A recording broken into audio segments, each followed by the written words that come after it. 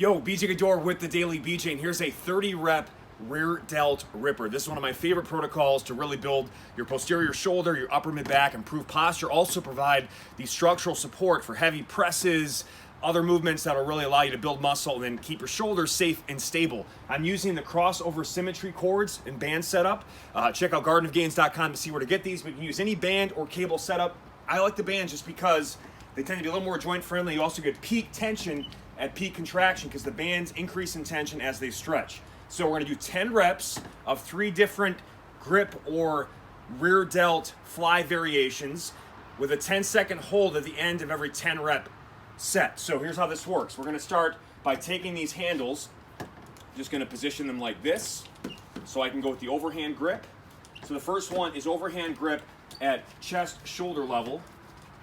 And what I'm gonna do is get like this, positioning wise. I see a lot of people make a mistake, and there's a very specific way I like to get into this position to really make sure I'm not moving at the low back at all. I'm keeping my core engaged, my ribs and shoulders down, and also keeping the emphasis at the upper back, rear shoulder. So going like this, first of all, fast, and then adding this kind of swinging motion, letting yourself get into that hyperextended kind of TRX position is not what I want. So I actually like to go with my feet blocked together, a slight kind of quarter squat. I'll squeeze my legs together, pull my ribs and shoulders down, and I can actually maintain a core contraction with a slight elevation of the chest, again, while keeping the ribs and shoulders down. So I'm gonna do 10 reps right across the body. Squeeze, just like that.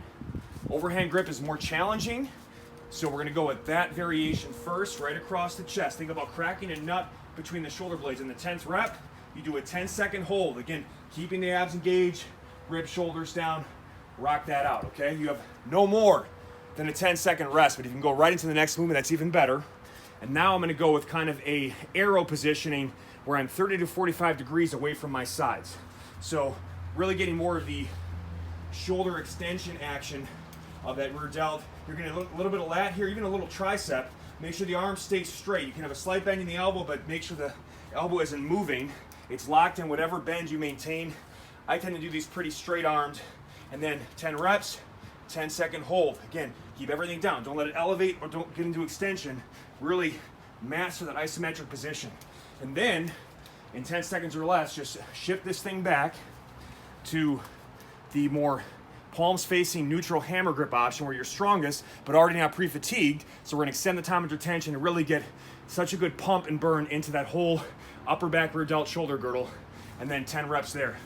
Right across the body, squeezing, again, keeping that good position at the level of the legs and core. And then after the 10 reps, 10-second hold right there. Squeeze it out. Make sure we don't elevate. You can feel nothing in the traps and neck. You know that's the case. If you're starting to feel that, either dump the weight or again, focus on your positioning more. So that 30 rep situation, I like to do 3 to 5 rounds of that. That could be a starter or a finisher. If you're doing them kind of in straight sets and not mixing between different things, you'd want to rest 1 to 2 minutes between rounds.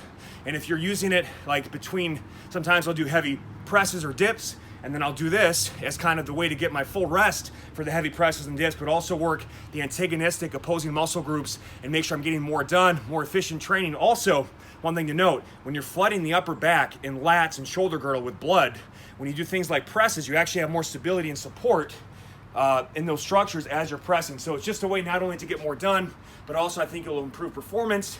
And man, it's one hell of a way to build up that area, which everybody needs more work at. Go to gardenofgains.com to see where to get my equipment. Go to thedailybj.com to get all of my minimal equipment workouts you can do at home or take to the gym. Peace.